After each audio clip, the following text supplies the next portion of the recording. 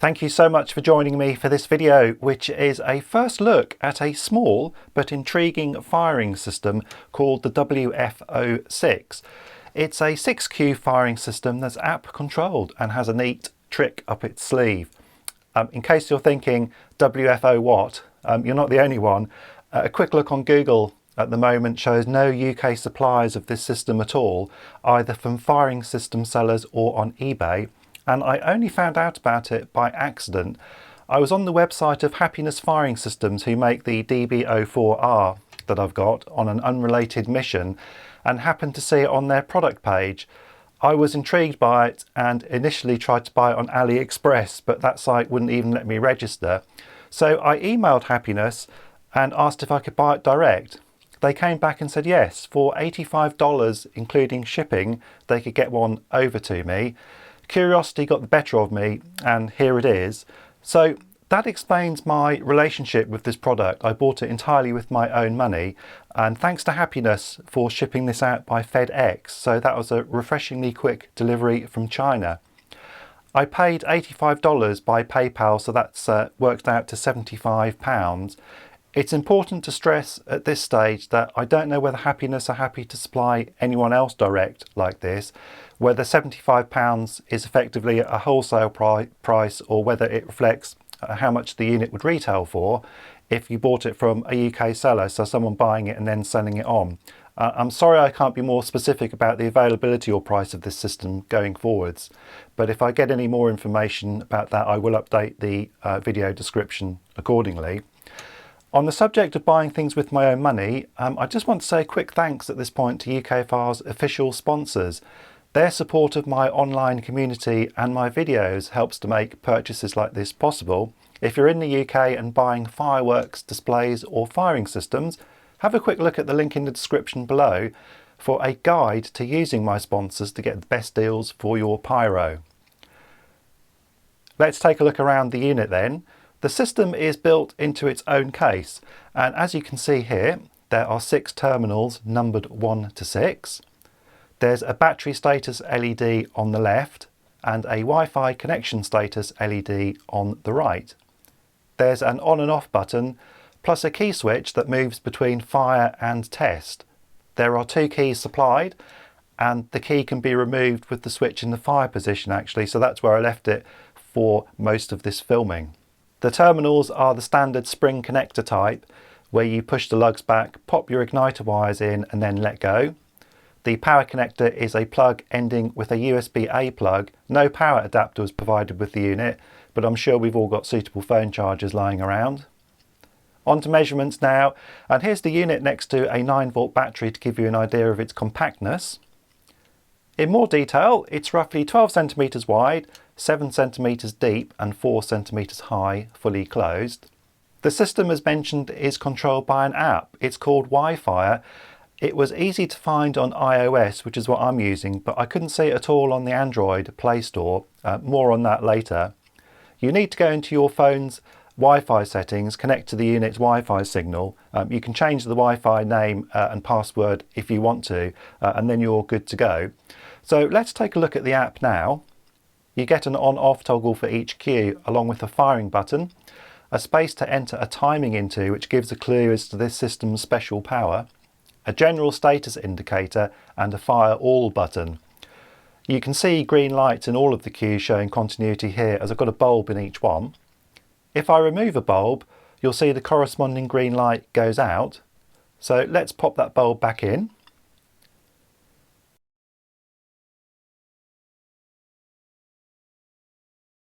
Basic firing then is simply a case of pressing each fire button on the cue that you want to let off. So here I'm just going to go through 1 to 6 in order with a basic test, simply pressing the buttons 1 to 6 in turn on the app.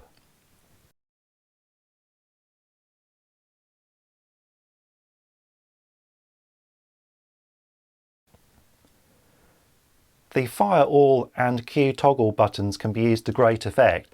So here I'm going to select cues 1 and 2 but disable the others. Then when I hit fire all, it will fire just 1 and 2 together. I'm going to repeat this with 3 and 4, then 5 and 6. So you can see here that firing in pairs is quite easy. Next I'm grouping 3 together, first 1, 2 and 3 and then 4, 5 and 6. Here you can see just those 3 firing each time. You can of course activate all of the cues if you want to, so let's try that now and hit the fire all button.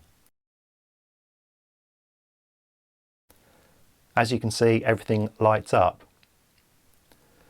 Let's look at the timing and sequencing function of this app, which is the feature that most piqued my curiosity. The best way to get your head around the timing is to consider it as a wait time before that cue fires. So 0 would mean the cue would fire immediately, and remembering as well that it works through the cues in order from 1 to 6. So I'm putting a 0 in Q1 here, so that should fire immediately when I hit fire all, but also a 0 in Q2, so that should also fire immediately. Q3 has a 5-second wait time, but a 0 in Q4 should mean that 4 should fire immediately after 3. Then 5 has a 5-second wait, but a 0 in 6. This hopefully will make more sense when you look at the end result. So here you can see, effectively we're firing the cues in pairs, 1 and 2 straight away, and the other 2 pairs after 5-second waits. Next I'm going to try a 0 in Q1 to fire it immediately, but then half-second delay in all of the other cues. This should result in a sequence of all 6 firing at half-second intervals. So let's see that happening now.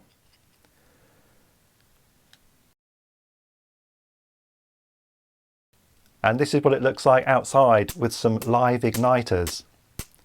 It really is a neat feature. The resolution I've found of this system is 0.1 of a second. So here, for example, I'm using just 0.1, and as you can see, this fires a fast chase sequence. You are, of course, only limited by your imagination. Here I'm using 1 second and 0.1 seconds, so 1, 2 and 3 will fire a second apart, but 4, 5 and 6 will fire 0.1 seconds apart. In my general testing of this unit and the app, I did run into a few oddities which I want to talk about now. To start with, let me show you it firing as it should.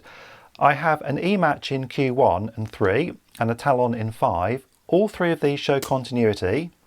They all fire okay, then lose continuity after firing. Also, here's an ematch in Q1 and a talon in Q6. Again, continuity shows as expected and they all fire okay.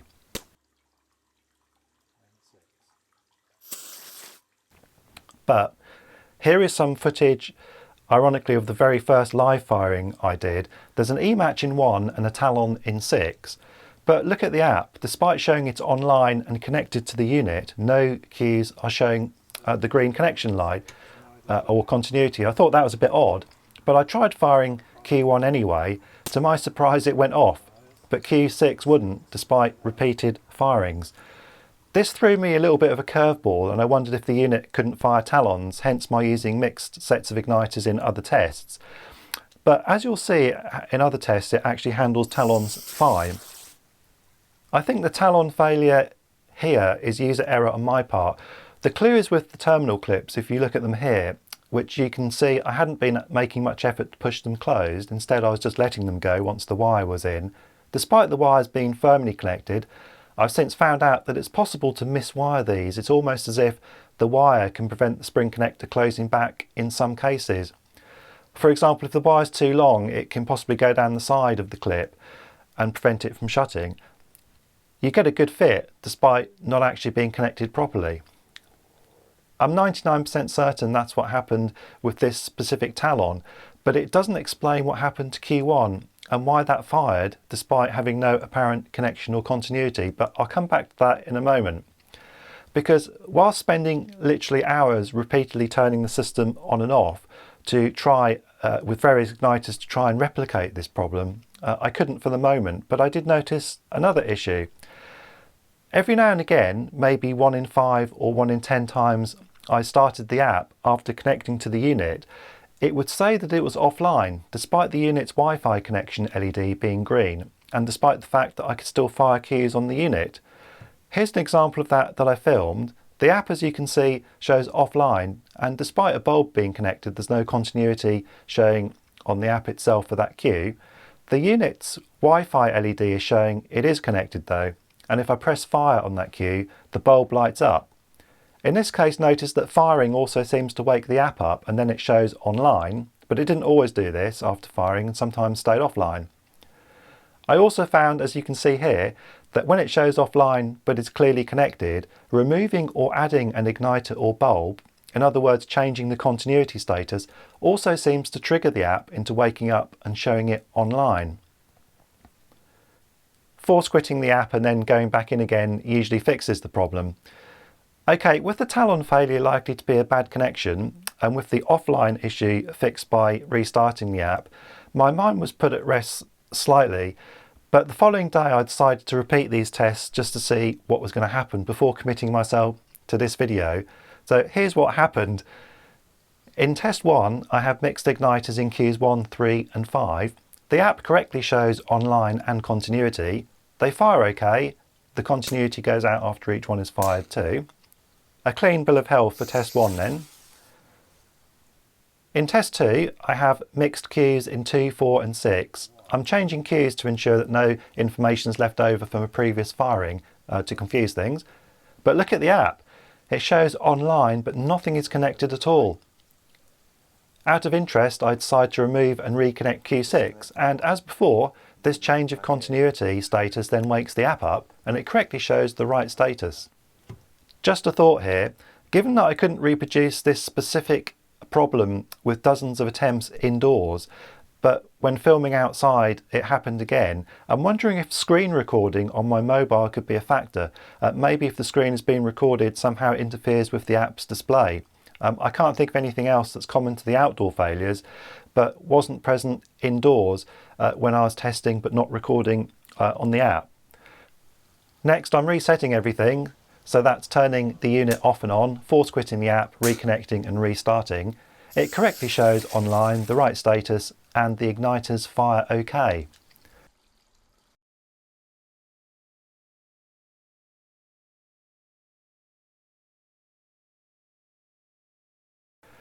Next, I have a single igniter in Q2, but the app shows that I'm offline, despite being connected. So I force quit the app and then it does show the correct status. Finally, I move the talon to Q1, but the app, despite showing a connection and being online, has a completely wrong status showing. It's showing something in Q2. It then disconnects and reconnects by itself, but when it comes back online, it's now showing nothing connected at all. To rule out my igniter connection as being the problem, I press fire on one anyway, and sure enough, it fires. I've fed all of this back to the factory, and also I'm sure that they'll see this video and see it in more detail, so hopefully it's just a software fix that can be issued. I did attempt to try all this on an Android phone too, but I just couldn't find the app listed in the App Store. I probably need a direct link to it from the factory as it contains some Chinese text. I haven't heard back from the factory about this as yet, but I will post an update in the video description if I manage to test this on Android and to let you know what happened, plus any new information from the factory about these issues. Moving on to range now, this is another rather flaky area, I think, but in part down to phones taking their time to scan for Wi-Fi signals, so it all takes a little bit of time and patience. I've only done a very basic test as a result. At around 15 meters away and in line of sight, I could not see the unit's Wi-Fi ID listed, but move a few meters closer and I could connect. Conversely, there were times when, with the unit raised on my car roof, I couldn't connect even at 10 meters, but once connected I could walk 25 meters away and still fire it. So in part also I think this will be down to my phone's tardiness in scanning for signals, and possibly in part to being on a main road. There were lots of other Wi-Fi signals. So in all honesty, I need to take this unit out to the middle of nowhere and get the basics tested first, just me and this unit, to rule out any interference. But that's quite a lot of time required for that, so it would need to wait for another day. I didn't test either whether it could fire multiple igniters. Again, this will require more time, and it's something that I probably will only do if this unit becomes widely available or there's any great interest in this from forum members. And finally, you may have noticed that the battery always says 100% on the app. It arrived like this. I haven't charged it, and despite all of the firing over several days, including lots of bulbs as well, it stayed at 100%. Well, The good news is, just as I was about to panic about this, since writing the script for this video and leaving it on while I was doing that, the unit has finally dropped from 100% down to 94%, so that's one less thing to worry about. But clearly it's quite a powerful battery. So to conclude this first look, I really like this unit actually. Subject to knowing a realistic UK price and the app's flakiness being addressed, I think this can make a lovely little consumer firing system. The sequencing side of the app is an example for me of how an app can offer better functionality over a dumb remote. So if this is the future and the potential of app controlled firing systems, we've got a lot to look forward to. If you don't need the sequencing of this unit, then obviously it's expensive for 6Qs. The 4Q systems, sort of £30 or so each, possibly less on eBay, are better value. But I've enjoyed testing the system out. I hope you've enjoyed this first look too, even if it's not a system you're likely to buy. If so, please give the video a thumbs up and feel free to comment below in the comment section if you've got any questions, or to join in the discussion on my forum. Well, thank you for watching. That's all from me for today. I will say goodbye. Goodbye.